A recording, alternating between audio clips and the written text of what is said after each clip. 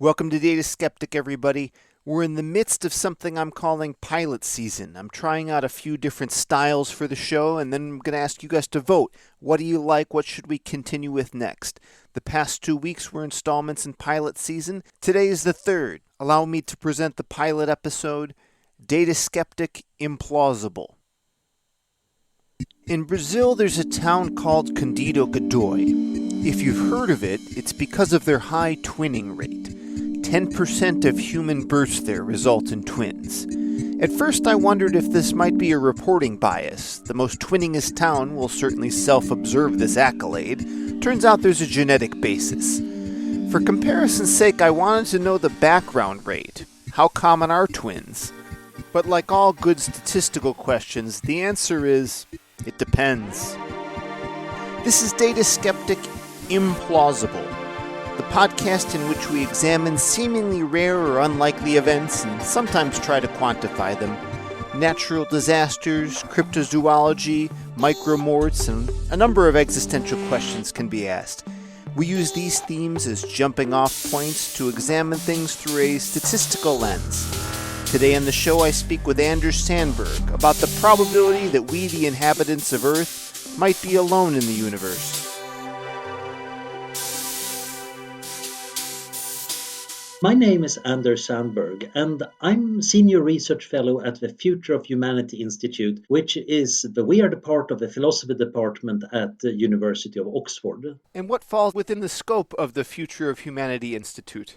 Well, the title almost says it all. It's about the fate of humanity. Where are we going? What would the good ending for humanity be? What are the threats that could prevent us from reaching our potential? What can we even say about these weird long-range future questions, given that past attempts at prediction have been pretty bad at doing accurate predictions? Yeah, is there anything you could say that would, set my mind at ease? I'm always being pointed out these famously wrong projections about the future, flying cars by 1990 or whatever. Are there techniques one can follow to do better at these sorts of predictions? Usually the trick is to find the right thing to predict. So predicting whether the sun will rise tomorrow, you are going to do really well on that. And if you're willing to do a fair bit of math and computations, you can certainly predict solar eclipses really well thousands of years into the future, simply because parts of astronomy are very nice and regular. On the other hand, predicting the winning lottery tickets or the stock market a year from now,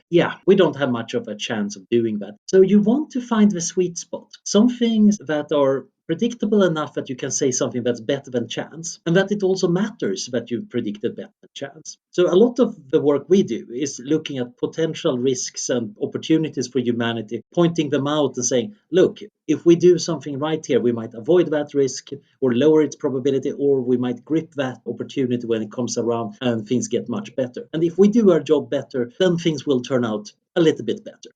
Of course, all the risks that you avoid, well, nobody's going to thank you for them. Everybody's going to say, why did you ever go on about that risk? It never happened. Or has it just not happened yet?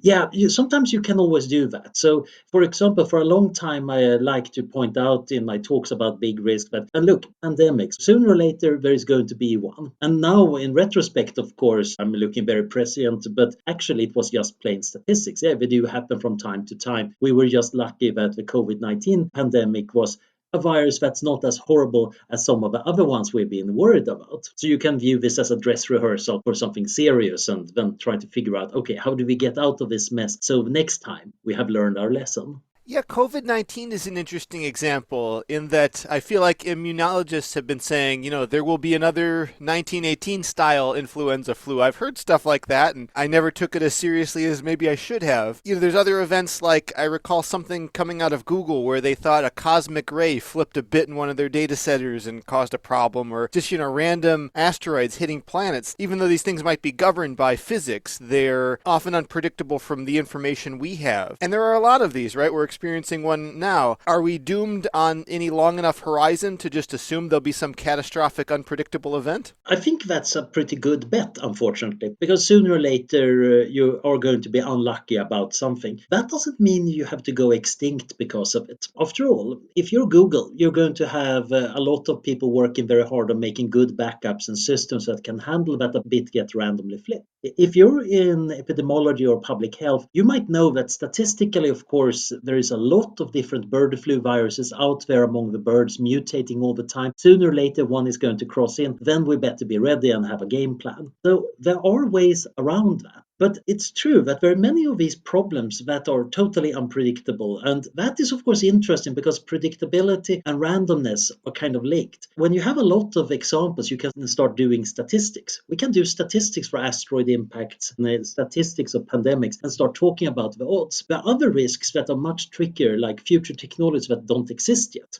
What's the probability that you get dangerous threat from artificial intelligence? Well, right now, almost zero. In the future, it might become much bigger. But if we do our job right, pointing out what the problems could be and fixing them before they happen, suddenly those probabilities disappear and actually things are good.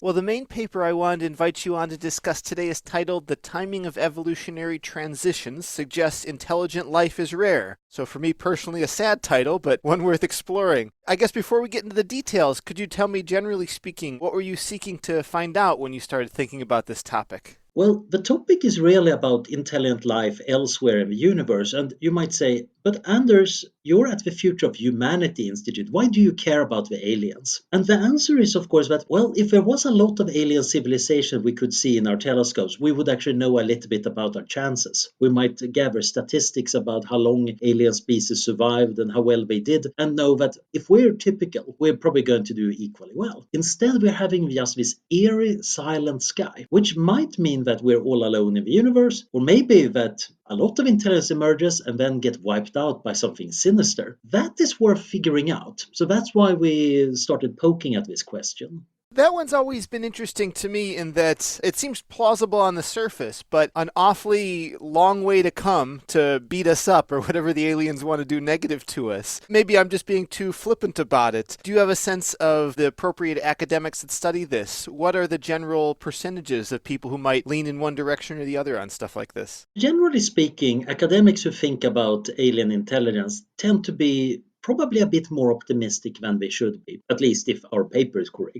But still, a lot of them would say, oh, look, we're so improbable. Earth is a really odd planet in a lot of regards, and maybe life is really, really unlikely. You don't have to be a creationist thinking it's a literal miracle to say that maybe you need 100 amino acids come together to form an enzyme in just the right way, and that happens on only one planet in a Googleplex in the universe, so actually we're super rare. But it could, of course, be that there are other factors that affect it, and indeed it could be that intelligence is its own worst threat. So back in the 1960s, when people started doing serious searches for extraterrestrial intelligence, a lot of people were thinking about the Cold War and thinking that maybe any species as advanced as ours will inevitably discover ways of fissioning uranium and fusing in hydrogen bombs and destroy themselves. Maybe intelligence is in some sense self-limiting. So it could just be that intelligence flares up and then goes out in a nuclear fireball or something. Or elaborate scenarios that maybe they unleash killer robots on the universe. So even if they go extinct, the killer robots might still be around and not really count as aliens. So one of the interesting things is people are also coming up with all sorts of really dramatic and interesting explanations for why we might see an empty sky. Some of them are mundane, but a lot of them are definitely really weird, which is also interesting because one of the things we try to understand at the Institute is how to think well about really weird questions. So when the answer to a question might either be, well, bad luck or interstellar killer robots, then the range is very vast between the different possibilities. Figuring out something about it seems tricky. And what are some of the more plausible yet worrisome examples? I guess killer robots does come up, but might they, I don't know, somehow ship us a virus? Or do we think about a taxonomy of the threats in any way? So the simplest threat against intelligence is just not coming into being. A lot of planets in the universe are probably just way too inhospitable. Life can never emerge on them, or life doesn't last very long because, well, the planet orbits too close to a star that decides to go supernova, or it gets caught in the beam from from a gamma ray burst, or other things happen to it, like a very big continent wrecking asteroid just turns into the molten lava. Then you have problems that early intelligent life might still be very, very fragile. Just imagine if a big asteroid had hit Earth, let's say 100,000 years ago, and made the ice age way worse. Probably the primitive humans around the time would not have survived that. Same thing for a really nasty pandemic of some kind. So there are many things that could wipe out a species even before it becomes technological. Of course, as you get technological, you get this race between improved ability to shape the world around you and the lack of wisdom of doing it in a sensible way. So you get things like climate change and resource problems, but also the more improved war-making capacity, or bioweapons, or indeed the killer robots. So those are the kind of threats you can kind of foresee. So generally we talk about the question of a great filter. We know that there's a lot of places where life and intelligence could have shown up in the universe, yet we don't see very much. So either that probability has to be very low, that something prevents life from being common, or that life rarely turns intelligent, or that intelligence rarely turns into something that we can easily notice. And basically, one of these terms has to be something that reduces the number a lot. And if it's one of the early ones, well, in that case, our future looks pretty nice. The stars are not foretelling our doom. It's just that we're fairly lonely, but we have an entire universe to fill with joy and beauty and new life. If, on the other hand, it is one of the later factors, we might be in deep trouble, and we need to figure out a way around that. Yeah, it's a good way of framing it. One of the things your paper stresses that I always, I guess, didn't take too much to heart in my own thinking, it seems like, the rise of intelligent life, it's kind of binary. It happens or it didn't, and it happened for us. But actually, the fact that we are here as intelligent beings, that you and I are taking advantage of technology to talk to each other from other continents, that's actually the result of a series of evolutionary transitions that you lay out. Could you talk a little bit about some of those stepping stones that got us from amino acids to podcasting? Yeah, it's quite fascinating because you start out with a really tricky question. How do you get life on a lifeless planet? The fancy term for it is abiogenesis. And this is one area where science doesn't actually have a good answer at all. We certainly know a lot of things. We know that there are organic molecules in asteroids and comets, and probably on a young Earth-like planet, there's probably a lot of that in the oceans and piled up on the shores. But getting the right chemical reactions to turn them from simple molecules to complex molecules is tricky, because you need to concentrate them in the right way, and then by chance you somehow need to get one that's good at catalyzing, making more of itself. It might have to do something with various weird environments, whether that's brine pockets on ice floes, or maybe in hot vents on the ocean floor. We honestly don't know really what's going on there. But once you get life started, it's kind of self-replicating after all. It tends to spread. It spreads across the environments where it's in, but it's of course fairly primitive. It's probably making use of the chemical energy you find in the ocean, but that's limited. There is a new inflow of chemical energy because of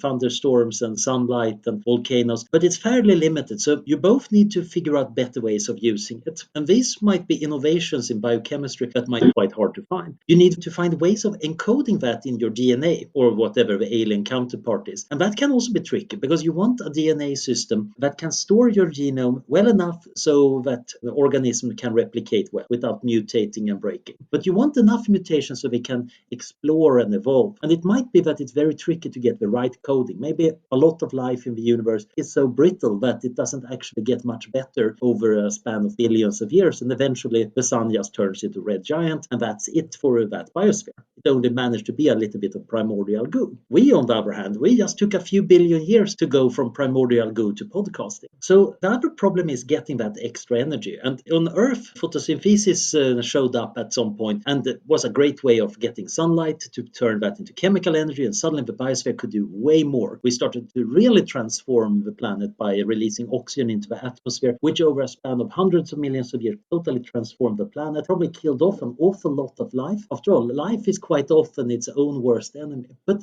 there is another problem, of course. If you have simple organisms, they tend to exchange DNA and parts quite readily. This is how antibiotics resistance spreads among many bacteria. They just pick up DNA from each other, and if it's something useful, well, then they do better. But Sometimes you want to concentrate and organize things because that way you can build more complex systems. And that is what happened some billions of years ago when the eukaryotes showed. This was probably between 1.68 and 1.87 billion years ago. So these are the cells that have more elaborate sets of membranes. They probably started as some bacteria ate other bacteria, but these other bacteria just went on living symbiotically inside the cell. This is how the mitochondria, the powerhouses of our cells, probably came to live in us. Some of them actually have a bit of DNA left over. This is how the chloroplasts that power all the plants came to live inside our cells. And there are probably many other forms of this kind of joining together into bigger corporations. And this was super useful for life because now it could adapt much better. Later on, perhaps not much later, cells might have discovered sex, ways of exchanging DNA in an ordered way to speed up the evolution of your own species. And then, of course, after some time, you also got cells gumming together into larger clumps. At first, just biofilms and like you might find in bathtubs and on beaches, but some of them started getting organized and becoming multicellular systems, which meant that you got a division of labor between cells so they could do various things. And somewhere around the Cambrian explosion, you had not just multicellular creatures, but they're organized enough to crawl around, and some of them started preying on each other, and that probably led to an arms race where you got skeletons and armor, and we got the kind of life we recognize today, which still was fairly dumb. But now if a predator swimming around in the ocean, it's a good thing to have a lot of sensors and probably some signaling system linked to them, making you take evasive action if something big shows up. And that was the start of brains. So over a span of a few 100 million years, those brains got more specialized, they got faster and better for some purposes. Once you got up on land, of course, you need to be much quicker because things fall much faster than in the ocean. And at some point, a few million years ago, some brains reached a critical mass, as you could say, in actually being intelligent. There might also be another ingredient, language. We don't know how language evolved among humans. Certainly many animals have forms of communication, but we have open-ended communication. We can make up new words or new concepts and can repeat them to each other. We have a cumulative culture. If we come up with a good idea, we can repeat it endlessly. While the whales might be singing beautiful songs to each other, doesn't seem to be any whale Mozart music that is just repeated around the Pacific forever. Whale songs do get forgotten after a while and they don't accumulate, while we humans accumulate it better and also use technology to put part of our knowledge into the environment as clay tablets and papyruses and computers. And before you know it, we're splitting atoms, going to space and making podcasts. Wow, I love your telling of the journey. That was very effective. Thank you. Well, it's a long and fascinating journey, and I think we should recognize this is part of our history. And by our, I'm not just meaning us hairless monkeys sitting around talking right now, but our potted plants and even the slime on the bathtub. We have all been in this together for several billion years. And all of common ancestry, as best as we can tell from what I understand, which is fascinating too. Yeah, it might go all the way back to some kind of original self-replicating cell or a fat droplet or whatever it was. And we can imagine the same thing happening on other planets. But now, of course, we want to calculate something about the probabilities of this happening. And that's where things get tricky. Right, we have only one example. Even though there's nothing special about the Earth, if there was an identical planet somewhere, we'd expect the same possibilities there. But how do we begin to apply statistics when we have no history? Well, sometimes you can do nice statistics just by having a single example. But Earth is particularly bad because it's also a planet that have intelligent observers, us. So we already know kind of how the story ended. We know that this is the kind of planet that could produce intelligent observers after a few billion years. And maybe that's very rare. So the fact that life seemed to have shown up on Earth about 4 billion years ago, well, different authors give slightly different numbers and we can quibble a lot about it. But basically, it was rather early in Earth's 4.5 billion year history. You could say, oh, life must be easy to do. It only took a few 100 million years, and a lot of that was probably Earth just cooling down so the oceans could form. But of course, it could be that, well, there is a lot of hard steps between life showing up and podcasting. And that means that planets where podcasting is invented also had to have very early life, because it's super improbable that they develop life, let's say, after a few billion years, and then only half a billion years later, the aliens are podcasting to each other.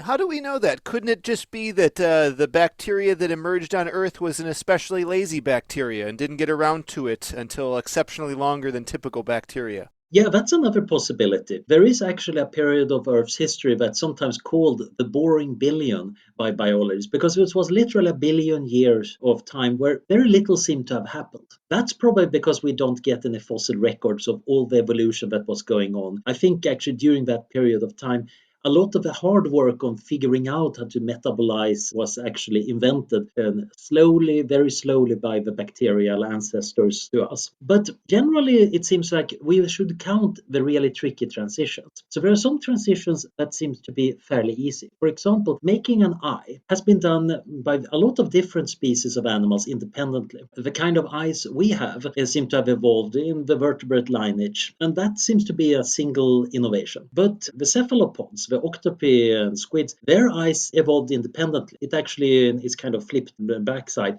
We have a retina where the light sensitive cells are on the inside and then there are nerves in front of it. And the octopi eye is actually turned the other way around, which is probably a better solution. It's a different approach. And then, of course, the insects got a third approach and so on. So it seems like evolving eyes is not terribly hard given a few 100 million years of trial and error. On the other hand, as far as we know, there has only been one transition from prokaryotes to eukaryotes. Doing that tricky thing of turning the cell into a kind of corporation of different cooperating subsystems seems to have happened only once. So we might want to look for these very rare transitions and try to say something about how often do they happen.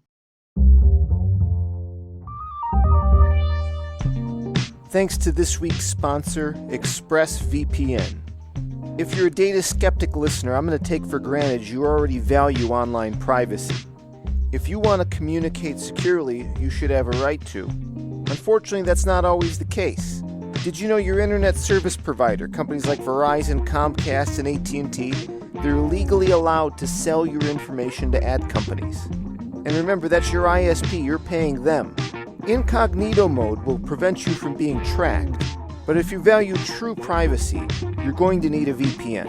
ExpressVPN is an app that routes your internet connection through their secure servers so your ISP can't see the sites you visit. All of your data is kept secure and encrypted. Most of the time, you won't even notice ExpressVPN is running. You tap one button and you're protected. ExpressVPN is available for all your devices, phones, computers, tablets, smartphones. Protect your online activity today with the VPN rated #1 by CNET and Wired. Visit my exclusive link, get ready for the code, expressvpn.com/dataskeptic. That link will get you an extra 3 months for free on a 1-year package. That's expressvpn.com/dataskeptic.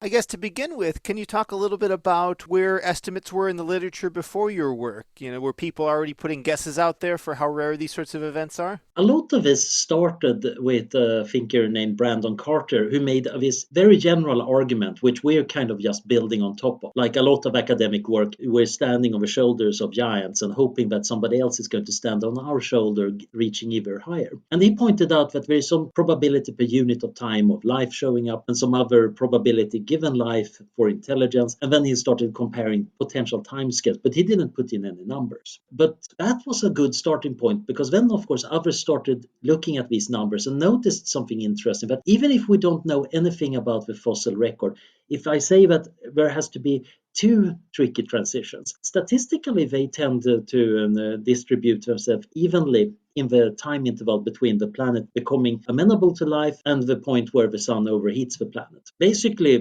if there is only one point in time, you should expect it to be evenly distributed between the extremes. If you have one that has to happen before another one, they tend to divide it in kind of roughly equal parts. This is just statistical, of course. If you imagine a million planets like this, there's going to be a certain degree of spread. But this gets even more important when you have many transitions. If you have about 10 very hard transitions, then you should expect that you, the intelligent observer showing up at the end, will show up in the last 10th of time available. So that is interesting. And at this point, people started to go through the paleontology textbooks and starting to get the data. So we roughly know that, okay, life seems to have shown up more than 3.5 billion years ago, probably somewhere around 4.5 3.1 billion year, maybe 3.9. So you start comparing old rocks and trying to figure out when the first organisms showed up. We roughly know that eukaryotes showed up about 1.87, 1.84 billion years ago. Sex seems to be a bit older than 1.2 billion years old,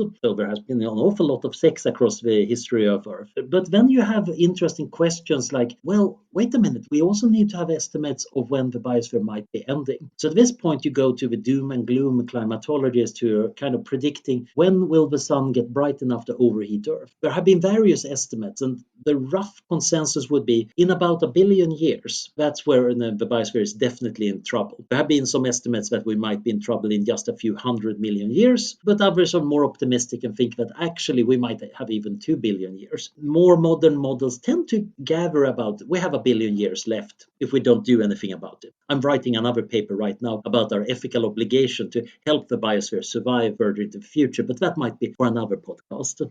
So anyway, the real question is how many hard transitions were there? And this is something you can quibble about endlessly. There are some people saying that, look, sex seems to be one thing that can be reinvented quite easily. That's not really a hard transition. Others would say, look, intelligence is probably not a hard transition. We have a lot of fairly smart animals around, not just in the human lineage. Just look at the crows and dolphins. Others would say, yeah, but language, that's really weird. That's very unique. Certainly communication is everywhere, but actually having a vocabulary that you can build on this kind of recursive grammar that Noam Chomsky became famous for in his early research, that is really weird. And again, the eukaryotes might have been very special. There might have been something going on around the Cambrian explosion when life went from soft and squishy to this radiation of amazing weird forms, and then the surviving ones formed the big lineages we see around the world today. The number of big transitions matters, and this is where our paper basically tries to do some statistics. We're calculating backwards. Given that you assume a certain number of transitions, how well does that fit the data from when they happen? And then we can calculate a rough probability of these different possible worlds. And the interesting thing is that what fits best is basically that the probabilities for these transitions are really low. Because if most transitions were easy,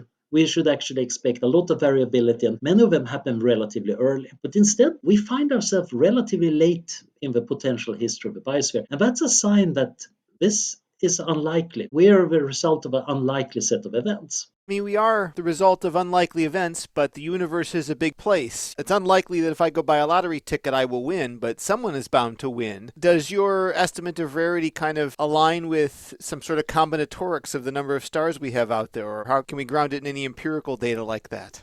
The fun thing here is, of course, that in a sufficiently big universe, any unlikely thing is going to happen, including, of course, planets that are just like winning the lottery every day. Life emerges on Monday, and by Tuesday, intelligent life has emerged and is very surprised by other planets not being as volcanic and weird as theirs. But those aliens are very rare. The kind of middle-of-road aliens in this vast universe would probably in a situation a bit like ours. They would be relatively late in the history of their biospheres. Of course, by normal standards of time, they might still have 1 billion years to play around in and do something about it. But the most common situation would be that you have these relatively evenly spaced transitions. If life and the other transitions are hard. If it's very easy, you should get much more life showing up early. And this is, of course, where you might do interesting things, because we might also think about the kind of star we're orbiting. The sun is actually fairly unusual. It's a G2 star, sometimes called a yellow dwarf, and quite often astronomy programs love telling you that, oh yes, it's so tiny compared to these vast supergiant stars, showing amazing vistas,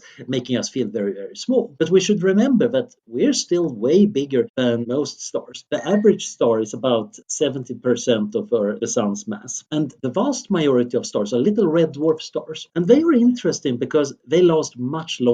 So the big bright stars that we see in the night sky, most of the stars we see are blue-white giants. They are not going to last that long. They burn for a few 100 million years to 1 billion years, then they become supergiants and blow up in supernovas. The sun is going to have a lifetime for about 10 billion years, after which it becomes a red giant and then blows it off and it becomes a planetary nebula surrounding a little itty-bitty white dwarf star. But the red dwarf stars, many of them are going to shine for 1 trillion years. So if we were on a planet around a red dwarf star, the biosphere might last very, very long. And this is actually an interesting problem, because our theory would suggest that since we're not finding our ourselves around a red dwarf star. We need to some way of making Earth typical. And the most likely thing is that actually it's hard to make a lasting biosphere around these stars. Many astronomers would say, yeah, that's obvious because these stars are so dim that you need to orbit closely. You will always have one side turned towards the star. It's not going to be a very big biosphere. But that doesn't cut it as an argument. Even small biospheres count if you have many of them. But it also turns out that the sun is actually a fairly quiet star. It doesn't have that many flares. While on the other hand, red dwarf stars tend to have rather intense flares, lots of ultraviolet radiation, which is probably very bad for life on planets nearby, and might also erode away their atmospheres. So there might be a good reason why we actually found ourselves around a somewhat heavy star, not one of those super grandiose ones that don't last long enough for life to emerge, but the middle of the road star that gives you several billion years of a biosphere. So that seems to be a prediction we end up with. If it turns out that you can actually have life that thrives around red dwarf stars, our paper would be in trouble, which is kind of good from a science perspective, because ideally you want ways of testing whether your argument actually works.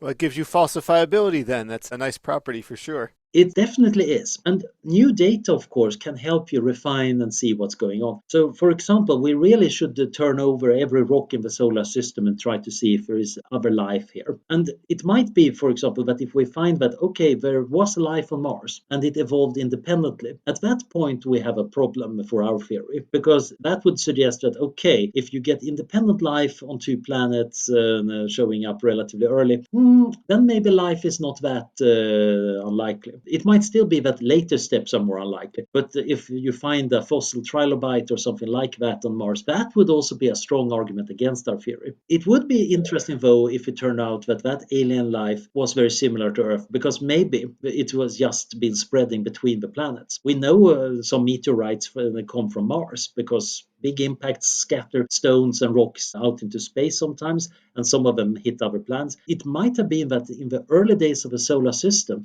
there was a lot of splattering, and at least the inner planets exposed each other to bacteria spores that could have spread life between them. Maybe we'll find that there's life in the oceans of Europa or Enceladus and find that genetically it's somewhat related to us. That doesn't change our theory very much. The interesting question is rather, would we find also advanced life? If you find a lot of advanced life, then our theory has trouble. But our prediction based on the assumption that our paper is right is it's mostly going to be relatively simple things. Well, I'm aware we have some rovers on Mars as we speak, and those are going to assemble, and later missions will bring back samples to the Earth. Do you have any expectations on what they might find in there, and how that might update your theories? I love Mars. It's kind of a fantasy world. If you read the names of all the sites, it reads like a setting for a fantasy novel. And there is a lot of beautiful vistas. And I would give it maybe a 10-25% chance that we find some old life. I'm rather bullish about it. But I also do think that we're going to find, when we manage to somehow, hopefully, get hold of some of the DNA, that, oh, this reads just like ours. I actually do think that there has been a lot of interchange of life between the inner planets. What I really would like to know is, of course, has there been an interchange of life between the different star systems? That's much longer distances, much longer time for the bacteria spores to be subjected to space radiation that makes them inviable. So I'm not certain what those probabilities are. But still, the really interesting question is, do we see signs of more complex life? Life that has on its own succeeded independently and becoming eukaryotic or solving some of the other tricky problems? That's what I'm curious about. So I'm really looking forward to more data from Mars. What happens if the negative case comes up, that we get back a purely, samples of just dust and minerites and uninteresting things like that? No life whatsoever, at least no signs of life. Absence of evidence is not evidence of absence, but how do we do a Bayesian update if the samples come back with nothing interesting?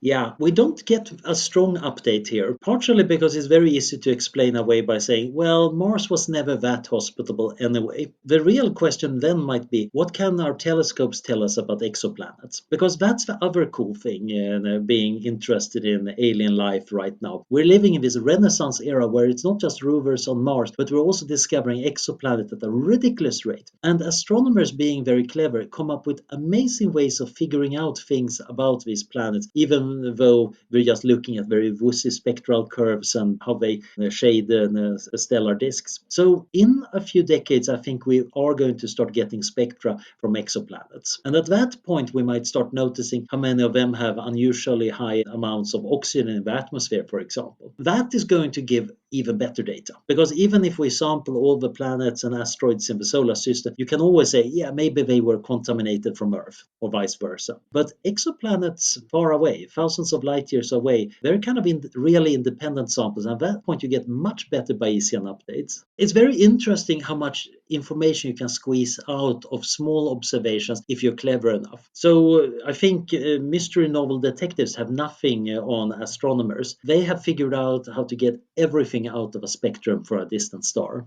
So that we'll probably learn much about the early stages of life. Will some of those spectra give us any indication about intelligent life? Well, that depends on what the intelligent life is doing. So if we were to look at the spectrum reflected from Earth right now, you might notice some absorption lines from unusual chemicals like fluorocarbons. They don't normally show up due to the normal chemistry of a planet, although it should be noted that there are some algae that for some weird reason produce bromocarbon compounds that actually adversely affect the ozone layer too. It's just that we humans add our own pollutants to the equation. If you start seeing something like that, you might say, okay, maybe that's a really weird life that really loves its halogen atoms, but it might also be aliens that are using hairsprays in stupid ways. Some people have, of course, proposed that we should be looking for radiation emissions, like if we're playing around with nukes too much. It's probably hard to detect from a long distance any active nuclear war or too much radioactivity, but some pessimistic astronomers have actually looked at what would a nuclear winter look like from a distance. And certainly if you find a planet that has a lot of